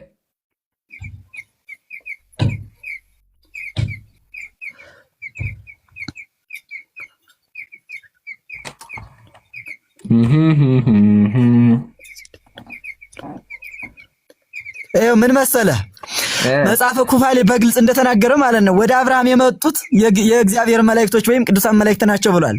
እና መጽሐፍ እናመሰግናለን። ቆይ አንድ አዳምጠኝ እንጂ መጽሐፍ ታሪኩ መላእክቶች እንደሆኑ ተስማምተዋል። እሺ ቀጥሉ። አመሰግናለሁ። አዳምጠኝ እንጂ መጀመሪያ መጽሐፍ ታሪኩን የሚተርከው ራሱ መልአኩ ለአብርሃም ለሙሴ እንደሚናገር አድርጎ ስለሆነ እኛ ወደ አብርሃም መጣን በማለት ይገልጻል ይሄን ማለት ነው። በጣም ጥሩ። ስለዚህ መጣን ብሎ የተናገረው ማን ነው? መጣን ብሎ የተናገረው ማን ነው? ሥላሴ። እዚህ ጋር በመጽሐፈ ኩፋሌ መሰረት እዚህ ጋር የተጻፈው እግዚአብሔር ኢየሱስ ክርስቶስ ምን መሰለ መጽሐፍ መላእክትን ምን መሰለ እዚህ ጋር የተጻፈው መጽሐፍ ታሪኩን የሚተርከው ማለት ነው ራሱ መልአኩ ለአብርሃም ለሙሴ እንደሚናገር አድርጎ ስለሆነ እኛ ወደ አብርሃም መጣን ለማለት ነው እንደዚያ ብሎ የተጻፈው። ስለዚህ መልአኩ አይደለ ይሄን ያለው እግዚአብሔር አምላካችን ነው የተናገረው። አይደለም በአራተኛው ቀን ወር መባቻ በመምሬ ዛፍ ስር በግራው ስር ለአብርሃም ተገለጥለት አለ። ይሄን የተናገረው ማን ነው? ወደ አብርሃም መምጣታቸውን ወደ አብርሃም ቤት ተገለጥለት ብሎ የተናገረው ማን ነው? በሙሴ መጽሐፍ ለሙሳ ቅዱስ ሙሴ ነው የጻፈው። ነብዩ ሙሴ ማን ነው? ለሙሴ የነገረው ማን ነው እንደዚህ ብሎ? ከእግዚአብሔር አምላክ ነው። እግዚአብሔር አምላክ ነው አይልም። መልአከ ገጹ ነው የሚለው። መልአከ ገጹ ምን አለ? እኔ ወደ አብርሃም ቤት ሄድኩኝ ብሎ ተናገረ። መልአኩ ነው እንደዛ ያለው። አይ እንደዚህ አይደለም። መጽሐፈ ኩፋሌ ምዕራፍ 1 ሂደው ይሁት መልአኩ እሱ ራሱ ካምነዋል። አይ እንደዚያ እኮ አይደለም ኢምራን። አይ እንደዛ ነው አባ። ግን እርሱ አሁን አልገባሁትም መሰለኝ። እንዲገባውት ማለት ነው መጽሐፈ ኩፋሌ ተራኪው ማን ነው? መልአክ ነው አይደለ? ለሙሴ የሚነግረው። አዎ በቃ ስለዚህ መልአኩ ለሙሴ ምን አለው? በአራተኛው መባቻ በመምሬ ዛፍ ስር በግራው ስር ለአብርሃም ተገለጥለት አለው። ያለው ማን ነው? በቃ አልተማሩትም። ኢንሻአላህ አጥንተውት ይምጡ። በቃ ከዚህ በላይ አያስጨንቁትም። ወደ ቀጣይ ስናይ አይ እየተጨነኩልህ እኮ አይደለም ኢምራን። በቃ ችግር የለውም አባ። ስነግርህ እኮ እንትን እያልከኝ አይደለም፣ እየሰማኸኝ አይደለም። እኔ እኮ አላቋረጥኩም አባ፣ አዳምጮታለሁኝ። አሁን ወደ ቀጣይ ጥያቄ ለፍና ለአብርሃም ይስሐቅን እንደምትወል የተናገረው ማን ነው? ለአብርሃም ይስሐቅን እንደሚወልድ ያበሰረው ማን ነው? እንደሚወልድ ያበሰረው ሥላሴና እግዚአብሔር በአንድነቱ ማለት ነው። ሥላሴዎች በአንድነታቸው ነው የተናገሩት ያንን ነገር። ድርሳነ ሚካኤል ላይ ደግሞ እንደዚህ ይላል። ዳግመኛም መላእክቶች ናቸው ይላል። እዚህ ጋር አባ መጽሐፍ ቅዱስ መላእክቶች ናቸው ይላል። የቤተ ክርስቲያን መጽሐፍ እኮ ነው ድርሳነ ሚካኤል። ድርሳነ ሚካኤል ላይ ዳግመኛም መላእክት ወደ አብርሃም ቤት መጡ ይላል። እሺ ከዛ በኋላ ይስሐቅን እንዲወልድ ነገሩት ይላል። የነገሩት እነማን ናቸው?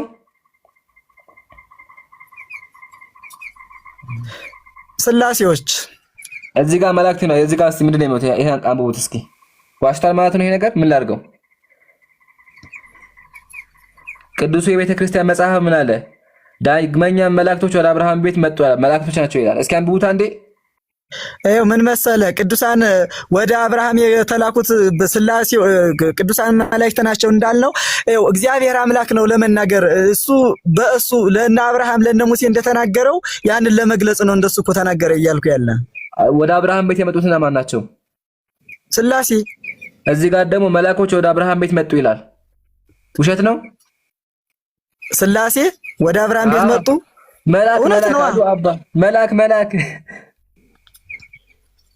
አይ እንደሱ አይደለም። ያው መጽሐፉ ምን ላጎታ ይሄ መጽሐፍ ድርሳነ ሚካኤል ቅዱስ የቤተ ክርስቲያን መጽሐፍ ነው እና በቅዱሳን መላእክት መስሎ እየተናገረው ነው ኢምራን። መልአክ የመጣው አይደለም መጽሐፉ መሰለ። ማን ነው ወደ አብርሃም ቤት የመጣው? ሥላሴ። እዚህ ጋር መልአክ ነው ይላል። ምን ይደረግ? ይቀደም ምን ይደረግ? ምን መሰለ መጀመሪያ የተናገረው ማለት ነው ገና እኮ ስሙ ሳይወጣ። አይ በቃ በኦሪት ዘፍጥረት ምዕራፍ 17 ላይ ግባ። አይ እሱማ ሌላ ታሪክ ነው። አይ ዋናው መጪዎች መላእክቶች እንደሆኑ ማመኖት ነው። በቃ እናመሰግናለን። አይ አይደለም መጪዎች ሥላሴዎች ናቸው። አይ ሥላሴዎች እንደሆነ ማስረጃ አቅርቡልኝ። እሺ ወደ አብርሃም ቤት የመጡ ሥላሴ መሆናቸውን ማስረጃ። እሺ ማስረጃ ላውጣና ልንገርሽ። እሺ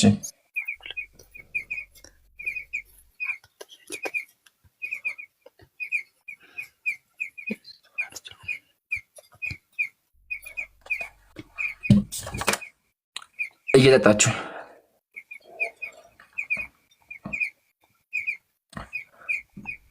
እሳቸው ከጨረሱ ባለ 3 እጇን አሳያለሽ። ባለ 3 እጇ ማርያም። እሺ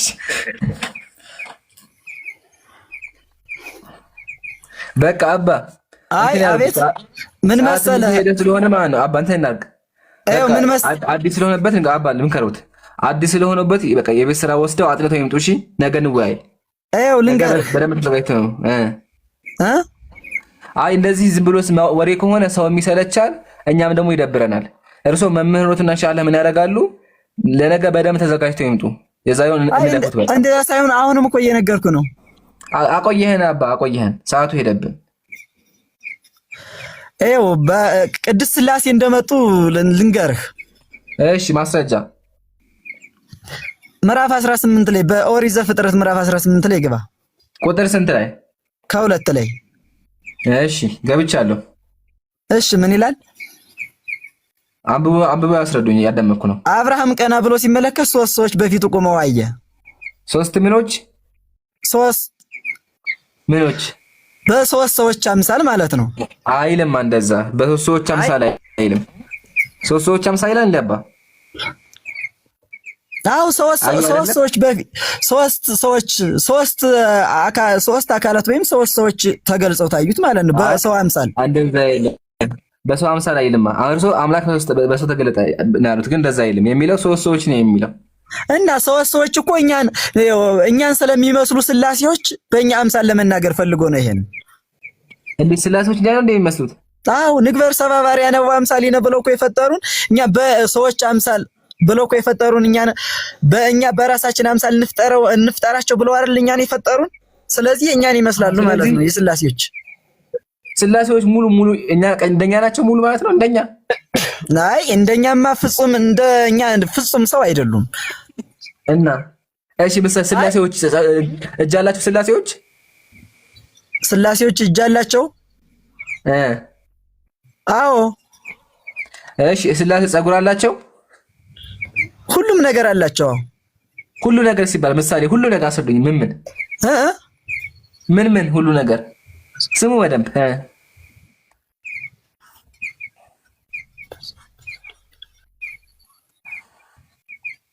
መምህር። አቤት። ሁሉ ነገር ሲባል ምን አላቸው? እንደምታያቸው ማለት ነው። ስዕሉን ይዘው የለ? ኦኬ። ስለዚህ በቃ እንደዚህ ማለት ሙሉ ነገር ልንገርህ ደግሞ መለኮት ረቂቅ መንፈስ ነው ማለት ነው። አይ ከሱ በፊት ጋር እንደ ፍቅረ ማርያም ምሳሌ ስላሴዎች እግር አላቸው? በትምህርት አሁን ማለት ነው 3 አካላት አሏቸው። አሁን የሶስቱ አካላት አላቸው። አካል የተባለው እንደ ሰው የስጋውን እጅ፣ እግር፣ ራስ እንደዚህ ያሉት አካላት አላቸው ለማለት አይደለም። እንደዛማ አይደለም፣ ስጋማ አይደለም። አዎ ትክክል ነው፣ ተቀብያለሁ። እጅ፣ እግር፣ ራስ አላቸው እንደዚህ ለማለት አይደለም። እና የገጽታ አካል ነው። ግን አንዴ ቆይ፣ ስላሴ እግር አለው የለውም? ስላሴዎች መንፈስ ናቸው። እግር የላቸውም? አይ እጅ እግር አላቸው ብለህ እንትን ማለት አትችልም። አልችልም። እግር እንዴ አባ ተጋጩ፣ እርስ በርሳችሁ ተጋጩ። እሺ ይሄ መጽሐፍ ደግሞ ሳነበው ምን ይላል? ቆይ አንዴ ላንብብላችሁ። ተጋጩ ትዝ አላቸው መሰለኝ እንትና ጉዳይ ትዝ አላቸውና ተመለሱ። ችግር የለውም። እዚህ መጽሐፍ ደግሞ ሳነበው ምን ይላል መሰለኝ? ምን መሰለህ ኢምራን፣ አንዴ አዳምጠኝ። ቆይ ላንብበው። አሁን ለምሳሌ ስላሴ አይን አላቸው ሊል ይችላል። እጅ አላቸው ይላል። ከዚያም ደግሞ ጆሮ አላቸው ይላል። አይን አላቸው ሲል ሁሉን አዋቂነትና ተመልካችነቱን ለመግለጽ ነው። እጅ ሲል ደግሞ ኃይሉና ጥበቃውን ለመግለጽ ነው። ጆሮ ሲል ደግሞ አዳምጠኝ እንጂ ጆሮ ሲል ደግሞ ጸሎታችንን ሰሚነቱን ለመግለጽ ነው። ለአንብበው አንዴ ፍቀዱልኝ። በአዳም ላይ ያለው መልክ ሁሉ በአብ በወልድ በመንፈስ ቅዱስ ላይ አለ። ራስም ቢሆን ገጽም፣ ጆሮ፣ አይን፣ አፍንጫ፣ ከንፈር፣ እጆች፣ እግሮች፣ ብብቶችም ቢሆኑ ለአብ ለወልድ ለመንፈስ ቅዱስ ሙሉ አካል አላቸው። እንዲሁም ደግሞ ሃይማኖታቸው የቀና 318 ሊቃውንቶች አባቶች እንደተናገሩት እግዚአብሔር አይኖችና ጆሮች፣ እጆችና እግሮች፣ ሌሎችም የቀሩት አካላት እንዳሉት እናምናለን ይላል። ጥያቄ፣ እግዚአብሔር ሰውን በመልኩ የፈጠረው አይደለም? በመልኩ ነው የፈጠረው ባሪያው። እሺ በመልኩ ከፈጠረ እግዚአብሔር ጸጉር አለው ማለት ነው?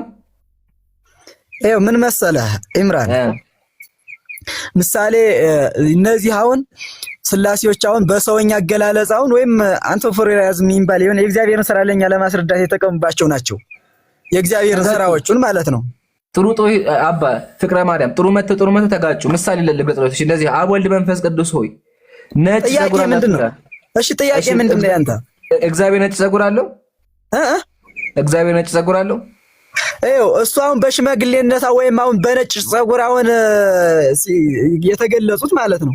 እነሱ አሁን ቅድመ ዓለም የመኖራቸው በቅድመ ዓለም እኛን የፈጠሩ ሊትራሊ እግዚአብሔር አካል አለው ወይስ የለውም? አካል አላቸው። እሺ አካሉ ምሳሌ እግር አላቸው ምሳሌ? አይ እንደኛ አይደለም። እንደኛም አይደለም። አዎ እንደኛ አይደለም ተቀብያለሁ። እንደኛ ያልሆነ እግር አላቸው? እንደኛ ያልሆነ እንደኛ ያልሆነ እግር አላቸው? አዎ አላቸው። በጣም አመሰግናለሁ። ጨርሻለሁ። በቃ ለነበረን ቆይታ እናመሰግናለን። ተባረኩ። ቃለ ሕይወት ያሰማልን። እንግዲህ የመሬቱ ኦርቶዶክስ ናት። በጣም አባ ፍቅረ ማርያም ጀግናው ቴብር በቃ የመሬቱን ኦርቶዶክስ አሳይተውናል። በደንብ ተምረናል። እኛም እንደዛ ነው የምናምነው። ያው ግን ከእናንተ የተለየ እምነት ያለኛ እሱ ግን ያው እግዚአብሔር ሙሉ አካል እንዳለው አምኗልና እናመሰግናለን። በተጨማሪ ግን ስላሴን ሊያሳዩ አልቻሉም። ኢንሻአላህ ነገ ይምጡ። ሰዓቱ ስለመሻባ ምን ያደርጋሉ መሰረት ነገ አሁን ይመዝግቡና ጥያቄዎቻችን እስካሁን የተነሳውን ነገ በደንብ አጥንተውበት ነው። እሺ ይኸው ምን መሰለህ ኢምራን፣ አሁን በስዕል አድኖ ላይ ሆነ አይኮኖግራፊ የሚባል አለ አይደል? እሱ ላይ የሚታየው እጅ ያላቸው ነገር ታያለህ። በቅድስት ስላሴ ስዕል ላይ ሶስቱ አካላት እጃቸውን አንስተው ሲባርኩ ይታያሉ። ይህ ስዕል ደግሞ ረቂቁ መለኮት ለኛ ለፍጡራን በሚገባን ምስል ለማሳየት ነው። አሁን ለምሳሌ በአብርሃም ቤት በተገለጹበት ምሳሌ የተሳለ እንጂ ፍቅረ ማርያም ስዕሉ ላይ አልጠየቅንም። አይ አይደለም እንትኑ እኮ አይደለም እየነገርኩ ያለ ነው። ስዕሉ ላይ ጥያቄ የለኝም እኔ። አይ ስለ ስዕሉ ሳይሆን እኮ እየነገርኩ ያለ ስለ አካል ክፍሎቻቸው ነው የምነግርህ። አካል ክፍሎቻቸው ዋናው አካል ክፍል እንዳላቸው ነው የፈለገ ይሁን ብቻ ግን አካል ክፍል አላቸው። ዋናው እሱ እኮ ነው። አይ ስላሴ ረቂቅ ብርሃን በመሆናቸው እንደ ሰው የሚቆጠር ግራ እጅ ወይም ቀኝ እጅ የላቸው። እንደ ሰው እኮ እኔም እኮ ተስማምቻለሁኝ። እንደ ሰው የሚቆጠር የላቸውም፣ ግን እንደ ሰው ያልሆነ ግራ አላቸው። አምነዋል እኮ እሱ ሊክዱ ነው መጽሐፍና አሁን እንደ ሰው የሚቆጠር እግር አላቸው። እንደ ሰው የማይቆጠር እንደ ሰው ያልሆነ እግር አላቸው። አምነዋል።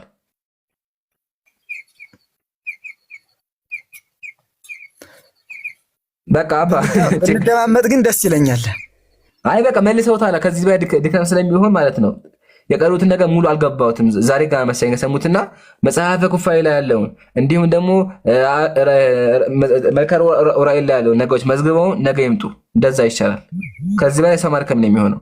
ይኸው አሁን እግር አላቸው ምናምን የምትለው ነገር ማለት ነው። በቃ ወጥቷል። አባ ፍቅር ማርያም አፍ ሲያመልጥ ጸጉር ሲመለጥ አይታወቅም ይባላል። ኦልሬዲ ብለውታል። እግዚአብሔር እግር አለው ብለውታል። በቃ አንድ ይወጣል። ስለዚህ ሊያስተካክሉት የሚችል ነገር አዎ እግርማ እኮ ኢሳይያስ 61 ላይ ሂድ 66 ላይ ሂድ አለው አይደለ? ዋናው አለው። በቃ አፈለግ እግሮቹ በደብረ ዘይት ላይ ይቆማሉ እና ምሳሌ ነው ይሄ። ምድር እግር የመረገጫ ናት ብሏል። ይህ ማለት እግዚአብሔር እግር የለውም ማለት ነው። እኔ እኮ ኢሳይያስ 66 ላይ ሄድና አየው በብሉይ ኪዳን ላይ ማለት ነው። ጥያቄ ኢሳይያስ ላይ አይደለማ። ጥያቄ ኢሳይያስ ላይ አይደለ። ቅድም እኮ እግዚአብሔር እግር አለ ብሎኛል። የለውም እንዴ? እና እግር አለው የምንለው እንደኛ እንደ ሰዎች እግር ያለ አይደለም። እኔም እኮ ተስማምቻለሁ። አይሰማም እንደ ፍቅረ ማርያም እንደ ሰው ያልሆነ እግር አለ። ተቀብያለሁ እኮ እንደ ሰው ያልሆነ የስላሴዎች ነው የምልህ። እና ደግሞ ሲናገሩም ደግሞ ምድር የእግር መረገጫ ናት ብሎ ኢሳይያስ 66 ላይ ተናግሯል። እግሮቹ በደብረ ዘይት ላይ ይቆማሉ። ፍቅረ ማርያም እግሮቹ ይቆማሉ። እኛ እሱን አልጠየቅንም። ፍቅረ ማርያም አሁን ዋናው እግዚአብሔር አካል እንዳለው አምነው አይደለ? እና ይሄ እኮ ማለት ሚስጥራዊ ትርጉም እንጂ አካላዊ እግርን አያሳዩም እኮ። አካላዊ እግር የላቸውም ስላሴዎች። እና እዚህ ጋር እኮ አሁን ምድር የእግር መረገጫ ናት። ፍቅረ ማርያም አባ አይጨነቁ ባለ ወላሂ ችግር የለውም። በቃ ቢቆጣችሁ ነው። ግን በአንድ ቦታ ቄሶችም አምነዋል። አታስቡ። ቄሶችም እግዚአብሔር ግን እንዳለው አምነዋል። አይጨነቁ። በቃ አንዴ ብለውታል። ማስተካከል አይሞክሩ። ወላሂ አሁን ለማስተካከል እየሞከሩ ነው ያሉት። ማን እኔ ነኝ? ምን ብዬ ነው ማለት ምኑ? መጀመሪያ እግዚአብሔር እግር አለው ብሎ ከተናገሩ በኋላ አሁን ደግሞ እሷን ለማስተካከል እየሞከሩ ነው። ዝም ብዬ ሳያችሁ ማለት ስለዚህ አያስቡ። በቃ ችግር የለውም። ቁሳዊ እግር የላቸውም እና እኮ ምን እግር እኮ እኔም እኮ ተቀብያለሁ። ቁሳዊ እግር የላቸውም። አዎ ግን ደግሞ ቁሳዊ ያልሆነ እግር አላቸው። ተቀብያለሁ እኮ እኔ እና ያ በምሳሌ ነው ማለት ለሚገባው ይገባዋል፣ ለማይገባው ደግሞ ማለት ልክ እንደናንተ ይሆናል። ዋናው በቃ እግዚአብሔር አካል እንዳለ እሱ ማለት ነው። እሱ ገብቶታል። ዋናው እኛም ገብቶናል። ማሻአላ ያሁኑ ገብቶናል። አዎ በአብርሃም ቤት ሄደው እግራቸውን አጠባቸው ይልህ የለ? አዎ ይላል። ታጥቧል እግራቸውን አዝላቸው አይደለ? አዎ አሁን እኮ እሱ ጋር አሁን አዘላቸው ትላለህ አይደለ? አዘላቸው ስትል አሁን አብርሃም አንዱን አዝሎ ሲያስገባ ሶስቶችን ማረል ገብተው የተገኙ። እሺ እንደዚያ ሲሆን አሁን ስላሴ የስላሴን አንድነትና ሶስትነት እንዴት ማወቅ ያቅታል? ችግሩ ይሄ መጽሐፍ ቅዱስ ላይ የለም። ታዘለ የሚለው መጽሐፍ ቅዱስ ላይ የለም። አይ አንድም ተውን እኮ ገባ ብለህ ማንበብ ነው። እኔ እኮ ቀደም የሆነ ምግብ በጉንጭ ይዘህ ደህና አድርገህ ማላመጥ አለብህ። ጥሬውን ለማውጣት አንድምታ ላይ ይመጣል፣ ግን መጽሐፍ ቅዱስ ላይ ታዘሉ የሚል የለም። ግን በክርስትና ስላሴዎች ታዝለዋል። ኢቭን ሲታዘሉ ራሱ ስዕል አላቸው፣ ፎቶ አላቸው። ቅድም አሳይቻለሁኝ። ለማንኛውም በዛም በዚህም ወጣ። እናመሰግናለን። ነገ ይምጡ። በቃ አባ ነገ በእናንተም የሆነ ነገር እንትን ማለት እፈልጋለሁ ግን በቃ ጠይቁ ኢንሻአላህ። ግን እባክዎትን እኔ ወላሂ ዛሬ ፍቅረ ማርያም ሌሎች ቢሆኑ እጫናቸው ነበረ። ግን ደግሞ እርሱ በጣም ጥሩ ሰው ናት። በጣም አደንቆታለሁ። እሺ ስነ ስርዓት አለ። ለዛ ብዙም ጫና ያልኳችሁና ኢንሻአላህ ምን ያደርጋሉ? የጠየኳቸውን ጥያቄዎች አላፋጣችሁም። ነገ በደንብ አጥተው ይምጡ። እሺ ችግር የለውም። አይ እንደዚያ ሳይሆን እኮ እየነገርኩ ነው። አንተ አልተረዳኸኝም እና እኔ ተዳርጌ አልነገርኩም ማለት አይደለም። አንዳንዴ እኮ ፋሊ ሳነሳ እኮ አባ አላወቁትም። መልከ ራእይ ላይ ሰው አላወቁትም። ትንቢተ እንትና ከፈቁ አላወቁትም። ሶስት ነገር እኮ አላወቁም አባ። ከዚህ በላይ ምን ላድርግ እኔ? ለዛ ነው በቃ ችግር። አሁን ጥያቄዎትን ያቅርቡ። አንተ የምታመልከው በምንድን ነው? እኔ የማምነው አንድ አምላክ አላሁ ሱብሓነሁ ወተዓላ ሰማያትና ምድር የፈጠረው ክርስቶስን የፈጠረው በአንድ አምላክ ነው የማምነው። ሰማይና ምድርን የፈጠረ ሰማይና ምድር ሁሉ ነገር የፈጠረ ክርስቶስን የፈጠረ እኛን የፈጠረ በአንድ አምላክ ነው የማምነው። እሺ ኢየሱስ አካል ገጽ እንደዚህ አለው? አካል የሚለውን ቃል አንጠቀመው። እንዴት? በስጋ ከሆነ ማለት ነው። ወይም ደግሞ ዛት የሚለውን ቃል እንጠቀማለን እንጂ አካል የሚለው አጠራጣሪ ነው። ለምን? አካል የሚለው ስጋ ሊተካ ስለሚችል። ስጋ ፈልገው ከሆነ ደግሞ አዎ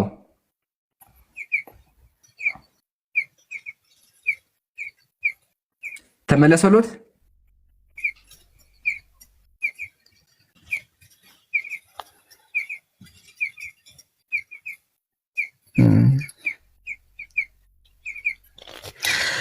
ተናገሩ። ይሄ ይሳር መሞ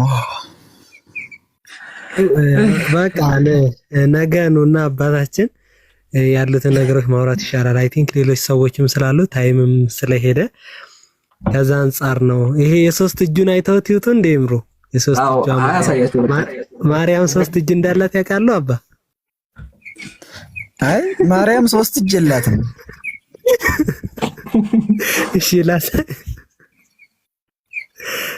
ያ አይንን ተጠረገው አቡኪ ማለቴ ድንገት ስላሴ ላይ እውቀት የለ፣ የማርያም ስዕል ላይ እውቀት የለ፣ ነገረ ስጋዊ ላይ እውቀት የለ፣ ሚስጥረ ስላሴ ላይ እውቀት የለ፣ ሚስጥረ ስጋዊም ላይ እንደዛ የለ። እና ተምረው ይምጡ ይሻላል። ተምረው ይምጡ። አቡኪ አንተ ተቀያየራችኋል ዝም ብለህ አይደለ? እስኪ ከመጀመሪያው ጀምረህ አሳይ። እነማን ናቸው? አየሩ ይሄ ጡት ስታጠባ ያለው ነው። ይሄ ስዕሉ አንተ አውዝ ቢላህ እንት ነው። ምን ላይ ነው ያለው? ምን ላይ ነው ያለው? መሀል ነው እንዴ ያለው? አውዝ ቢላህ ኢየሱስና ማርያም። እሺ ሌላ ደግሞ አሳየው እስኪ። ሌላ ካለ ሌላ ጉር ነው። ይሄ መጽሐፍማ ግዛው ይምሩ እውነት ያለገዛው አንተ እንደዚህ ሲልማ ገራሚ ነው። እስኪ አይ ቢያንስ ይሄ ጥግ ላይ ደግሞ 164 ምናምን ስዕል ነው ያለው። እዚህ ጋር ጥግ ላይ ነው ያለው አይደለ? ይሄ ጥግ ላይ ነው። ይሄ ደግሞ ይኸውልህ እቺ የት ገባ ኢየሱስ? ይኸውልህ እዚህ ጋር ደግሞ ኢየሱስ ይኸው አለ። እሺ አንተ ወጥ ቢል ቀይሩታል ዝም ብሎ 164 ምናምን ነው ያለው ስዕል። እስቲ የቅድሙን ክቡን ክፈተው ማለት ክቡን በደንብ ማየት ፈልጋለሁ። ክቡ ይሄ አይደለም ክብ የሆነ ክብ ነበረች። እንደ ደንግጬ ቅድም አውዙ ቢላ ያኩት እያወራህ የከፈከው ነበር ክብ አረ ይሄ መጽሐፍ ኦኬ የት ነው ያቺ የገዛው? ነው እንትናና እስኪ አንዴ ያቺ ነው ማሳይ። ባለ ሶስት እጇ አይ ክብ የሆነ ፊቷ ክብ ነበረች። ግን አንዴ መጽሐፍ አሳየኝ እስኪ ላድርገው። ስክሪንሽ ኦኬ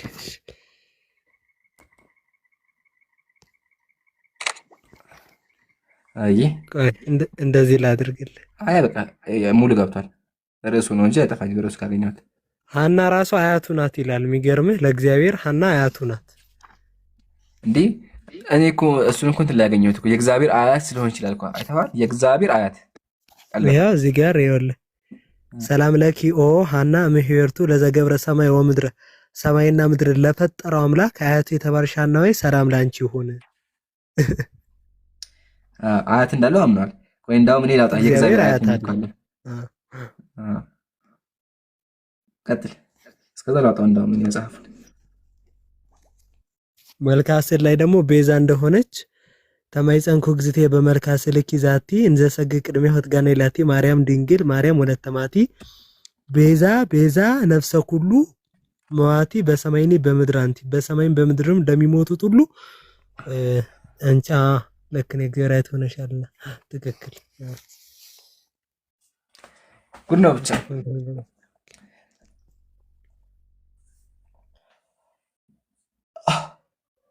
እስኪ ሌሎች ስዕሎች ካሉ አሳይና ኢንሻአላህ። ዛሬ በጣም ደክሞኛል፣ ሰዓቱም ሄዷል፣ እናርፋለን ማለት ነው። አብኪ አጠቃለሁ ይባይ እቺን ለማሳየት ነው ነኝ ኢንሻአላህ ግስ ያወሩ ለዛ ነው እንትን ያልኩት እንጂ ሰዓቱም ሄዷል። አንተም ረፍ አይ ተዘካ አይ እንኳን መጣ። በጣም ደስ የሚል ቆይታ ነበር። ኢንሻአላህ ሲመች ግባ የጀማ አብኪን ፎሎ አድርጉት እሺ። ሰለምት ወንድማችን አላህ ይቀበል። ባለፈው አውርደውኝ ካል በጣም ብዬ ነበር ያንተ ነገር ነው ሞዴሬተሮች አላይ እዚህ ጋር አንድ ነገር ልናገር ጀማ ከስር ሚውት ስትደረጉ ማለት ነው ሞዴሬተር አይደሉም። እሺ ብዙ እህቶች ይመጣሉ በውስጥ ሚውት አደረጉን እያሉ እና ሞዴሬተር አይደሉም። እንትን አለ ቲክቶክ ራሱ እንትን አለ ምንድነው የሚባለው አውቶ ቆይ ስለምብላችሁ ብቻ አለው ትሪገር ኮሜንት ብሎ ያሰበውን ራሱ ሚውት ያደርጋል። ለዛ ነው እሺ። አንደኛ አብኪ ደግሞ አፉ በለኝ ወላሂ ሞዴሬተሮች አንዳንዴ ጥፋት ያጠፋሉ። እንዳውም የአብዛኞቹን አንስቻለሁኝ ያለው ኦልሞስት 4-5 ሞዴሬተር ነው ያለው። ኢስታካ ኢንሻአላህ አፉ በለኝ ሻቢ አውርደው ከሆነ አፎን ሀቢቢ አይ ከዛ አንፃር እኔ 2-3 የሶርት ጊዜ 2-3 ወላሂ የሆነ ጊዜ ላይ አንተ ሳብከኝና መጥቼ እንደው ምን ያልገባም ብዬ ወላሂ ራሱ ነበርና ከዛ ከስሩ ምናምን እየሰማሁ እንትን ላኩኝና እንትን አልኩኝ። ግን አላከላ አላፎን ሁሉም ተሳስቶ ወላሂ እንደዚህ መስጠት መፈጠር የለበትም። ሜቢ አላወቁም ወይም ደግሞ ስተት ይሆናል። ሞዴሬተር አስተካክያለሁ። አብዛኞቹን አንስቼባቸዋለሁ። ኦልሞስት ኡስታዝ ጀማ ምናምን እንደዚህ ታማኝ በደንብ የተመከሩ ሰዎች ነው ያሉት። ኢንሻአላህ ያስተካክላሉ። አፉ በለን ግን አላሁንና አይነሲንም ማውጣት ነው። አላህ ይጠብቅ። አሚን ጀዛኩሙላህ